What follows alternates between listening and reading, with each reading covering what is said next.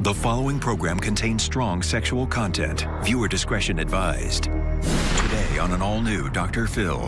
Molested by her father. His job was to protect you, not prey upon you. Why are you telling her this was her fault? I want her to admit there was two of us. There were two of you. She was the victim. You were the perpetrator. I feel like there are more victims out there. Did he abuse his other daughter as well? He would expose himself to me, have me touch him. You were in the shower together. Because you jumped in the shower.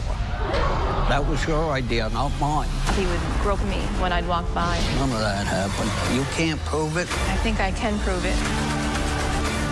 Let's do it. Have a good show, everybody. Here we go. This is a safe place to talk about hard things. Stand by. We'll count you down. Today's going to be a changing day in your life. 5, 4. I am not giving up on you.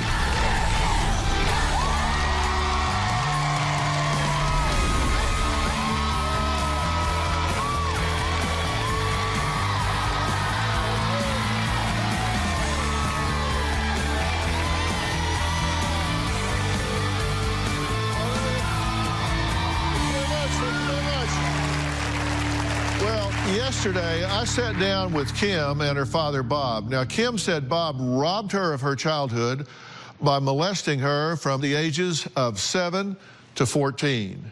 Now, Bob admitted to victimizing Kim to a degree, but said he wanted Kim to admit she enjoyed, initiated, and encouraged what he called their sexual relationship. Take a look. My father's a monster. He's a pedophile and he's a danger to children. My father started molesting me when I was 7 years old. He started grooming me. The sexual abuse usually happened in the basement. It became like a chore. We watched a porn video together, and then he asked me to do a strip dance for him. My father had me start to engage in sexual behavior with him. It began by him saying, "Come down to the basement." We went down to put wood in the stove, and he started a conversation. Do you have any questions about puberty? You're going to be a woman soon. He started teaching me how to perform sexual acts. This involved getting undressed, getting naked, touching, striptease type dancing. You watched porno with him. He says, you can't tell people because if you tell anyone, I'll go to jail. The abuse I endured by my father was a secret, and I felt I had no choice but to keep quiet about it. He would have a signal. He'd say I have to go put wood in the stove, which was a tip-off to me to go down to the basement with him. My father showed me scary movies. Once I was in bed with him, he'd like me to perform sexual activities with him. It was an awful nightmare. There was no one around to help me. I was trapped there. He says you seduced him. That's ridiculous. It seems like no matter what I did, I wasn't doing the right thing. Kim thinks that she didn't have a part in what happened between us at all. Our sexual relationship was consensual. Most of the ideas came from Kim. She was the one that did the stripteases. She was the one that was always taking her clothes off in front of me. I did not ask her to do those things. So how is that 100% my fault? For the first time in 3 years, Kim will face her father. You said, how is this 100% my fault when half of what we did was her idea? She had a great imagination. Half the stuff we did was her idea. Are you denying now that you put your hands on your daughter in a sexual way? No. So you do admit that? Oh, yeah. On multiple occasions? Mm-hmm. And that you had her put her hands on you in a sexual way? Probably, yeah. I mean, if you're the adult responsible for it, then how are you saying Kim started everything? it wasn't against her will. She had a choice. Do you know that a child does not have the capacity to give consent? I know that. So how can you say it's consensual? Because it wasn't forced on her. Little girls don't think about stripteasing. I didn't teach you striptease. You showed me. You were doing it in front of me. You showed me porn videos. One. What are you doing showing your daughter a porn video? It wasn't a big deal. Anytime a father is showing their minor daughter a pornographic video, that's a big deal. Why are you still victimizing this woman by telling her this was her fault. This was her responsibility. This was her ownership, that she was responsible. She initiated it. She came up with the games. She enjoyed it. She wanted this. Why are you still putting a guilt trip on her? Because the time before last on the phone, she played no part in it. She like she wasn't there, and I'm not playing the guilt trip. I just want her to admit to herself that there was two of us. There were two of you, a perpetrator and a victim. That's right. That's the two of you. Yes. There were two of you. She was the victim. You were the perpetrator. Bob, come on. A 7-year-old child does not have the mental and emotional capacity to navigate the terrain of sexual interactions. She was 12. 12, 13, 14, 15, they do not have the mental capacity, the emotional capacity, the maturity to navigate that terrain. When you have a child that you're putting your hands on in a sexual way for sexual gratification, that is a crime. That is not something, you say there were two of us there. She was a willing participant. No, she was a manipulated victim, not a willing participant. You are attributing to her a capacity that she does not have as a child. And if you don't get that, you'll never get past this. You want her to admit that so she can forgive herself and you, correct? Just to herself, that's all. If you admit that to yourself, you are lying to yourself. You are 100% victim. If you sit there and say, you know, there were days that I actually physically was gratified by some of this, and I feel guilty about that, you're wrong to feel guilty about that, because as a child, you don't know any better at the time. So you don't feel guilty about that. If you came up with games, to please him, to make him happy, to entertain with, and you feel guilty about that, you're 100% wrong. You have absolutely zero accountability for what happened to you in this interaction. He has 100% accountability for victimizing you as his daughter. His job as a father was to protect you, not prey upon you.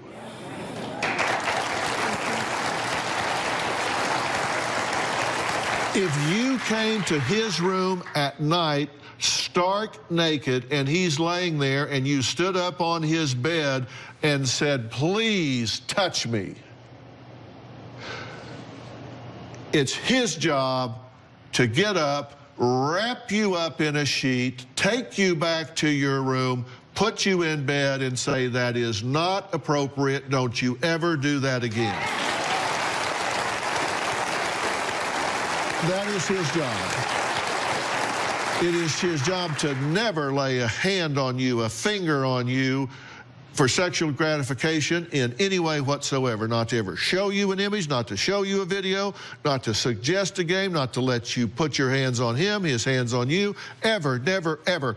His job is to protect you, not be someone you should be protected from.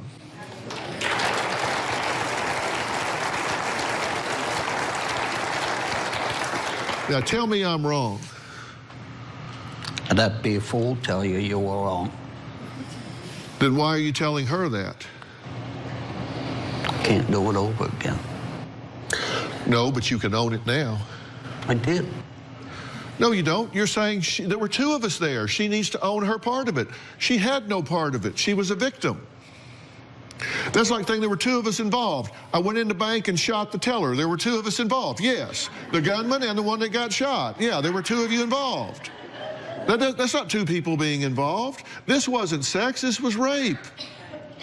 This is a victim here. She's not involved. That's why it's called a crime. Yes, I know that. Well, there's more to this story. Kim was not the only person to come forward and accuse Bob of molesting her. Bob's stepdaughter, Jessica, claims her abuse started at 6 years old with a shower, something Bob adamantly denies. Well, she's here, and we'll add her to the conversation after the break.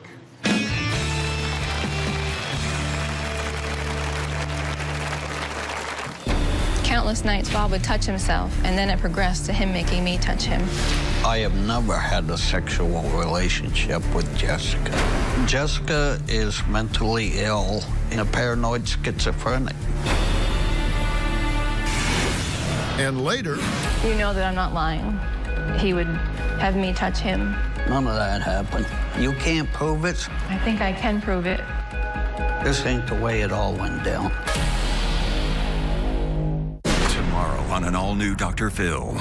My sister has had 3 exorcisms. A 10-year-old mystery. She had 2 demons who would attack her. you say Emily would stab you, and then Charlie cuts out your tongue.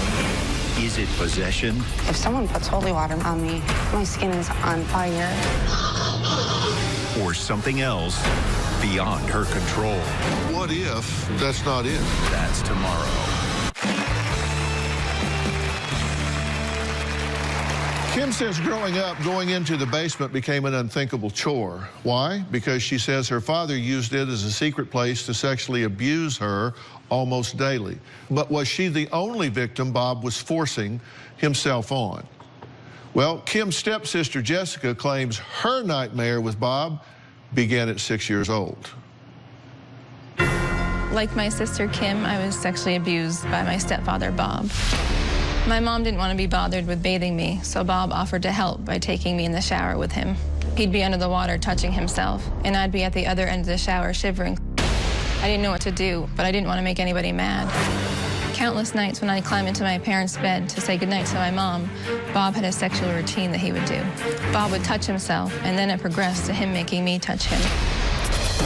He'd say, "You know you want it," and other lewd things. This happened every single night.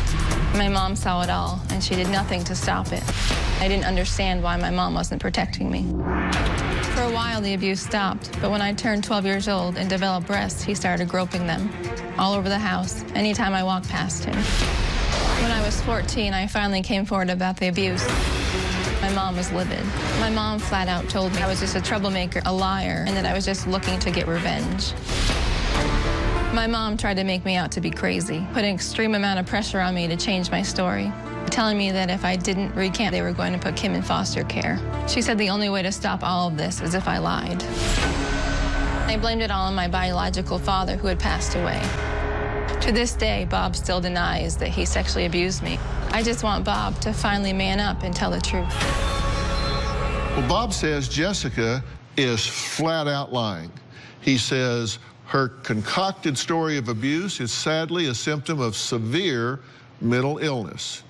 Here's what he told us. For the record, I have never had a sexual relationship with Jessica. Jessica is mentally ill, and she made all of this up. Jessica has accused me of sexually touching her and groping her. That is 100% actually untrue. When Jessica lied about me molesting her, CPS got involved, the police got involved. Before you know it, everybody knew about it, and it just made me feel helpless. I got convicted in the public. Nobody wanted to hear my side of the story. I felt like a piece of All this happened because I kicked Jessica out of the house because she was being super mean to her sister. As a child, Jessica heard voices, and she was diagnosed as being a paranoid schizophrenic. Jessica changed her story 2 or 3 times in the court, and I was never convicted of it.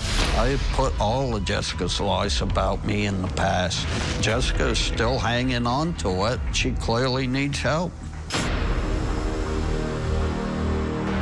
You know that I'm not lying, for one. And I've never been diagnosed with paranoid schizophrenia. Yes, you have. Where are the documents? The doctor has them. We don't have them.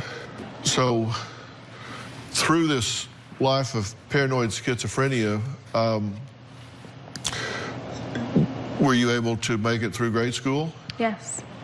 middle school, Yes. high school, Yes. college, Yes. graduate school? Yes. What do you do now? Social work and mental health counseling.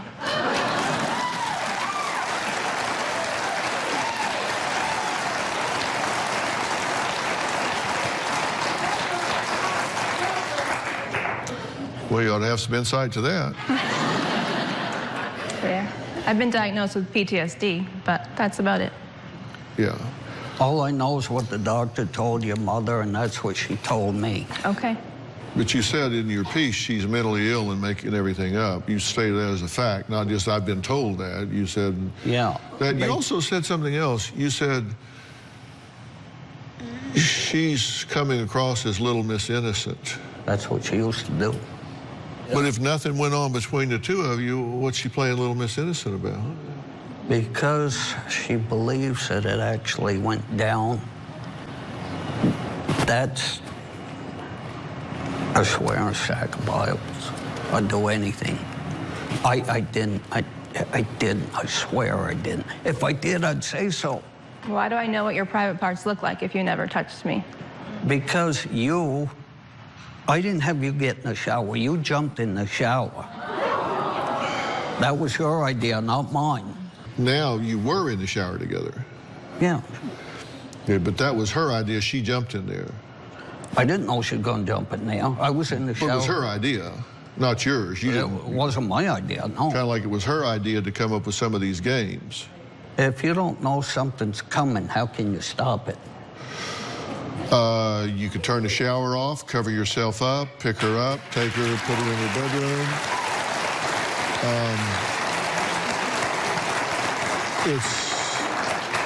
It's called boundaries. Her mother was laying right there. Mom was laying right there when you made me touch you. You're I right. didn't make you do anything. Can I point out that my sister's 7 years older, and what he did to her happened first? So why would she say that he's doing things if he didn't, and then have it magically happen to me too? That, I don't understand that. There was no magic involved. So is it odd coincidence that she reports the things happening to her that you later admit doing with Kim? I find it very odd because I'm hearing it for the first time. What was it your mother watched him do with you? Expose himself to me. Have me touch him, touch himself in front of me. What was she doing while this was happening? She was right next to him in the bed, and she'd roll over and sigh. She'd be angry that I was doing it. Did she ever say anything to you about it? Yes, one morning before school, she took me aside and grabbed me by my collar and pushed me into the wall and said, "Keep your hands off my man. He's mine." And I said I was going to tell my dad, who was still alive at the time. And she said, "If you tell anybody, that I'll go to jail because I'm dirty." And normal little girls don't do that. And then you began to develop. Correct. Puberty began to develop. And so it rekindled his interest? Yes, when I started developing breasts, he would grope them when I'd walk by or pinch them. And you're saying that didn't happen? None of that happened. Now, Kim and Jessica worry that there could be more victims. Jessica claims when she was young, she saw naked photos of other young girls in Bob's possession. Well, we'll talk about that and more about Jessica's experiences after the break.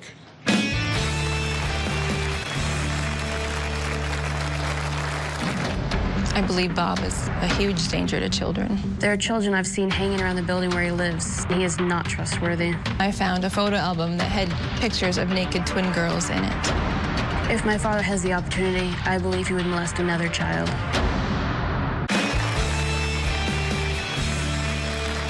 Jessica says her mother not only allowed her to be abused and often watched her stepfather sexually abuse her, but she was also jealous of what they were doing. Now, Bob denies all of this. Bob says, didn't happen, all made up. But Jessica and her stepsister Kim said it did happen, and they have good reason to worry that Bob may have other victims. I After what my father did to Jessica and I feel like there are more victims out there. I'm pretty certain that Bob has sexually abused other children. When my mom and I first moved into Bob's house, I found a photo album that had pictures of naked twin girls in it. They were no older than 12 years old. When my mom confronted Bob about it, he literally joked about it and said that they liked the attention. There are children I've seen hanging around the building where he lives, some as young as 3 and 5. They're not supposed to be in the same building that he lives in because my father is a registered sex offender. His last job, he was a janitor in a church with a school built in. There's always kids at a school, and that puts them at risk. I believe Bob is a huge danger to children. And he is not trustworthy. My father has the opportunity. I believe he would molest another child. I have no doubts about that. You saw a photo album. Yes. Twins? Yeah, they're under 12 from your party days. Naked? Yes. Mom told me about that one, too. What'd she say? She said that it probably went with the piano. There used to be a piano, and he had a photo album full of dirty photos, and he was always upset he never got it back.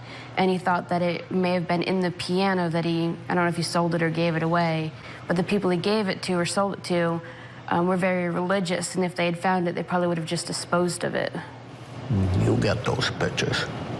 I don't have your pictures. You told me I had them. I don't have any pictures. So there were pictures of naked 12-year-olds. There was no 12-year-olds in there. The only nasty picture in there was some drunk bending over, moaning the camera. That's the only dirty picture that was in there.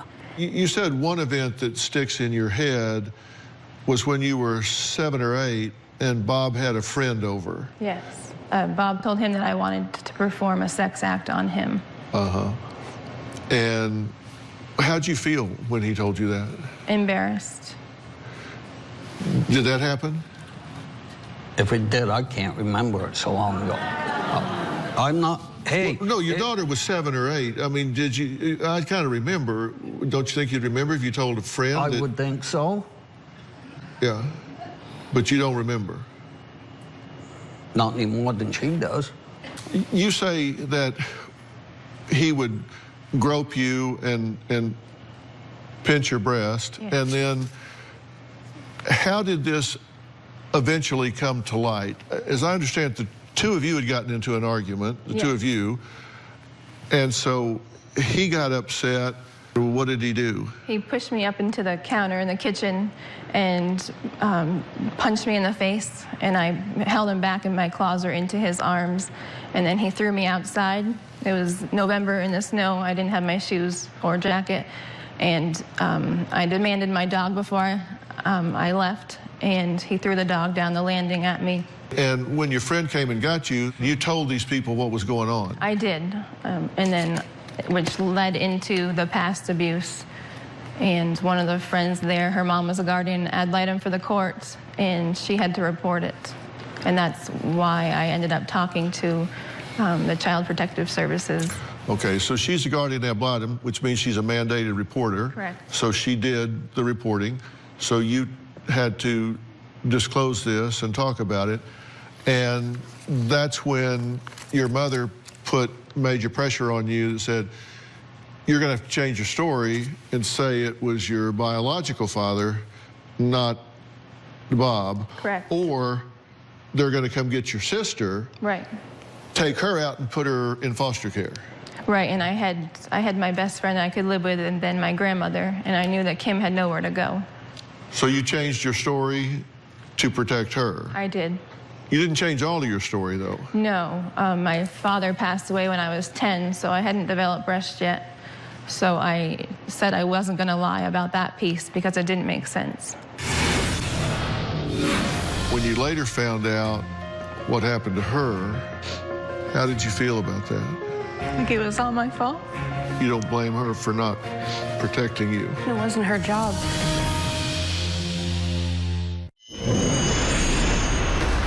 I blame myself for my sister being removed from the family. If I had spoken up about what I was going through, it would have backed her truth. When Kim came forward about her sexual abuse, I felt responsible. I felt guilty because I had lied in court. If I hadn't lied, Kim wouldn't have been abused. I'm desperate to overcome the feelings of guilt that I carry. I want very deeply for us both to be able to overcome this guilt so we could have a more normal relationship without baggage holding us back. How did you cope with this when it was happening, when he was doing these things that you say he was doing to you? How did you deal with it? How did you cope with it? I just got it over as quickly as possible so I could be done and get to bed. What did you say to yourself afterwards? You'd go get in bed. What did you say to yourself? When's Mom gonna help me? That never happened. No. And when you did tell her and she said, oh no, you're gonna have to change your story, you're gonna lie about this, what did you say to yourself then? She really does hate me.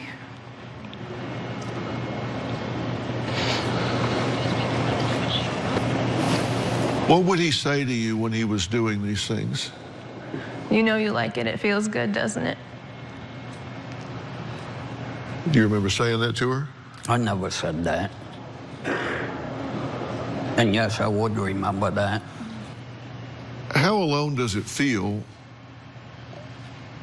when a man that's supposed to protect you is in fact victimizing you? Your own mother is telling you, you're not going to be allowed to say this, you're going to have to lie about it, and you feel like she really does hate me. How alone does that feel? Very isolating. Like there's nobody there to protect me. Living in the world by yourself. When you changed your story, you thought you were protecting her from being spun off into the foster system. Right. When you later found out what happened to her, how did you feel about that? Like it was all my fault. That had I not lied, she would have been taken. You feel like if you'd have stood your ground, you might have saved her. Right. Have you two talked about that? Not really. I know it's not your fault. I know what Mom did. I remember him talking in the car about when they thought I was asleep, about how they just needed to talk you into it. But they told me that it was all your fault, so I thought it seemed okay because I was little. And I thought, well, of course she needs to tell the truth because I thought that was the truth.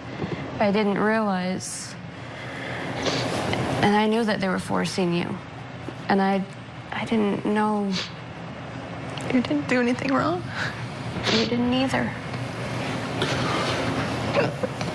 But you don't blame your sister for what's happened. No, of course not. You don't blame her for not protecting you. It wasn't her job. She was young.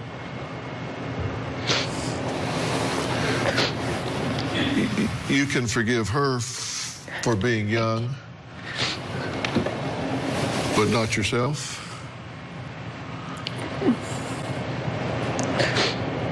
You're right. Do you think she should blame herself? No, absolutely not.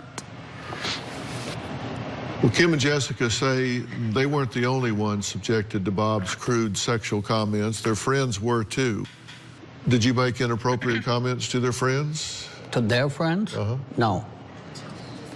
Well, we spoke to some of those young girls and boys. They're grown now.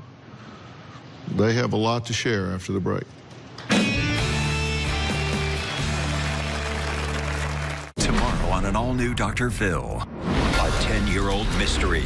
My sister has had 3 exorcisms. We all believe that she was possessed. What if that's not it? That's tomorrow. I'm back with sisters Kim and Jessica.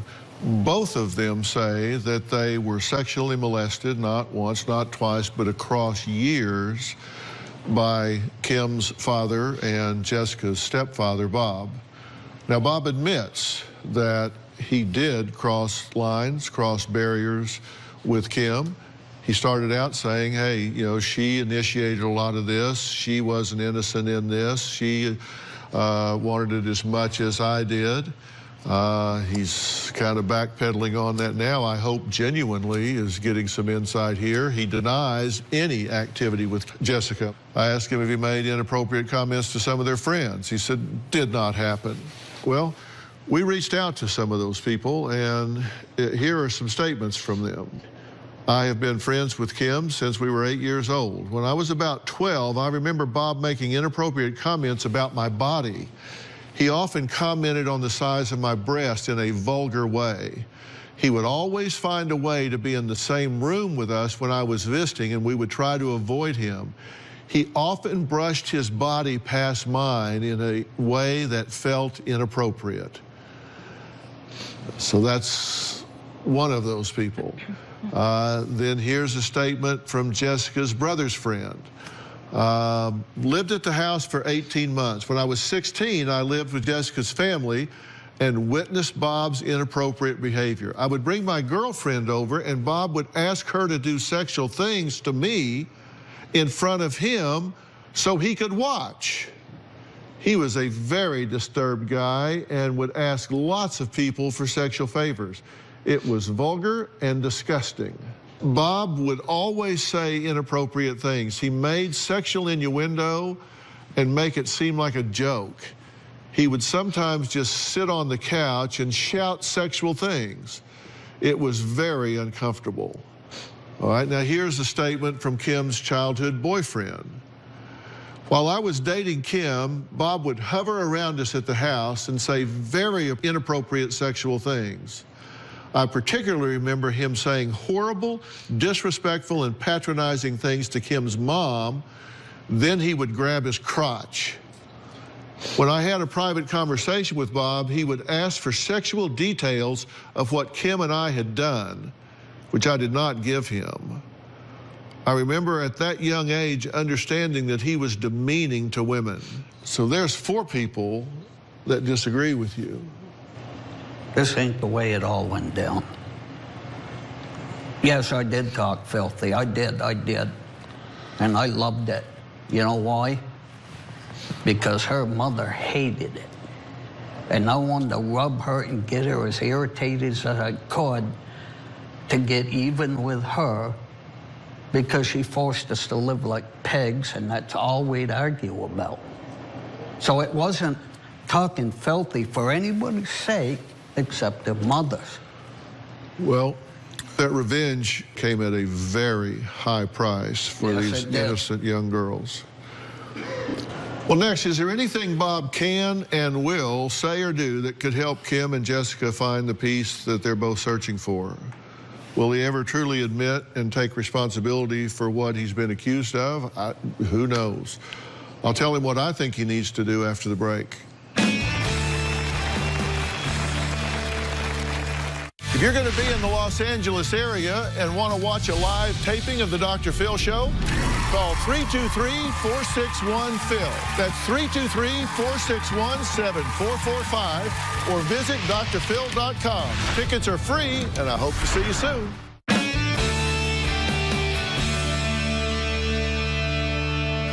Now, Bob, I'm curious. You say that this isn't. It just didn't go down like this. So tell me, I just want to give you the floor, give you the chance to tell us just how did this go down?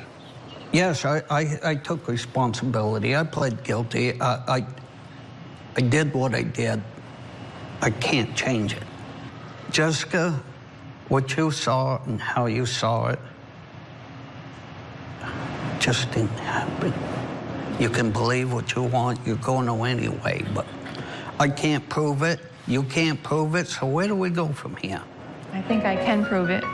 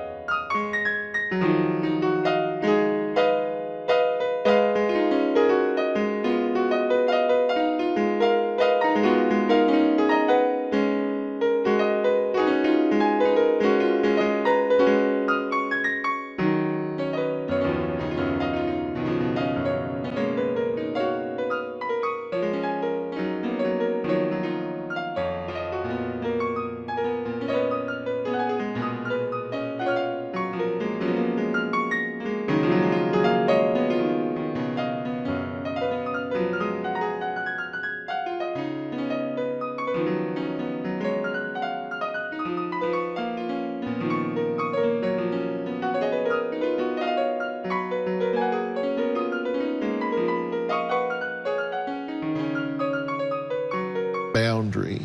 Your definition of the role of the man in the family is so distorted that until you get some contact with reality about that, you're not ever going to be able to have a relationship with them.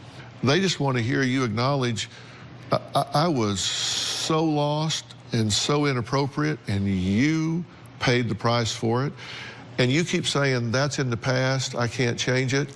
It's hard to forgive somebody for running over your foot while they're continuing to run over your foot.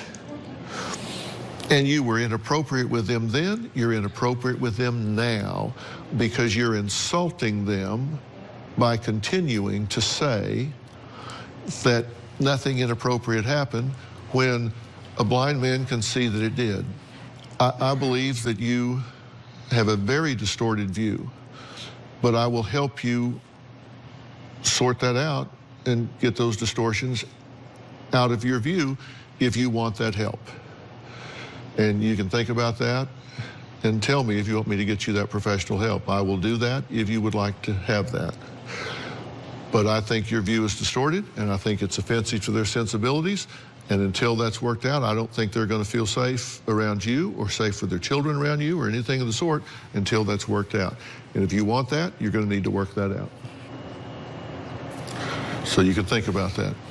Okay, I'm going to take a break, and when we come back, I'm going to ask Bob to excuse us so I can talk to these two young women here, and we'll be right back. Want to know what's coming up on Dr. Phil? Visit our website and subscribe to our email newsletter. You'll get weekly updates, life strategies, and exclusive video that you won't find anywhere else. Plus, on drphil.com, you can see sneak previews of upcoming shows. Log on today. I admire both of you greatly. I really do.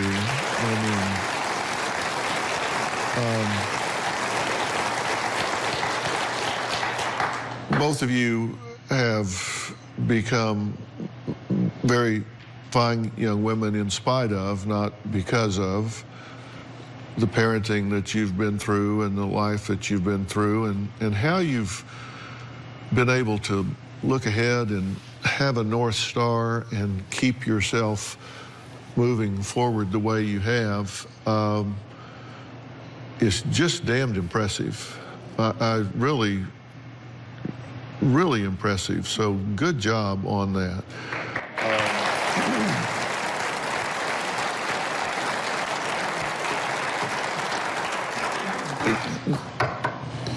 He cannot give you what he doesn't have. Yeah. I mean, people just can't give you what they don't have. I mean, he can't give you empathy because he doesn't have empathy. He can't give you honesty because he doesn't have honesty. He can't give you a clear view of this situation and a rational response because he's not a rational responder. Right. It would be like if you were sitting there waiting for me to give you the keys to your car. We could sit here till tomorrow. I don't have them. Right. I can't give you what I don't have any more than he can. So you can wait forever for that to happen, and it's not going to happen unless some major things happen with him. I do think the two of you have endured serious trauma that causes you to really question the dynamics of how the world is supposed to work and how relationships are supposed to work and how you're supposed to feel about certain things in your own mind. Now, I tell you what I want you to let me do for you. I want the two of you, and I will let you decide if you want to do this together or separately, but I want to start out by sending the two of you to some really trauma-based intensive workshop settings to deal with this at a place called On-Site. And it is a terrific place that's set in the rolling hills of Tennessee. And I've worked with these people for years and years, They're a worldwide leader in intensive workshops for people that have been involved with trauma, and it's left them damaged. And they bring in the top experts in the world to conduct these intensive workshops. And then I would like to follow that up by providing both of you with some very specialized care to help you work through this until you get your feet on the ground in a clear view.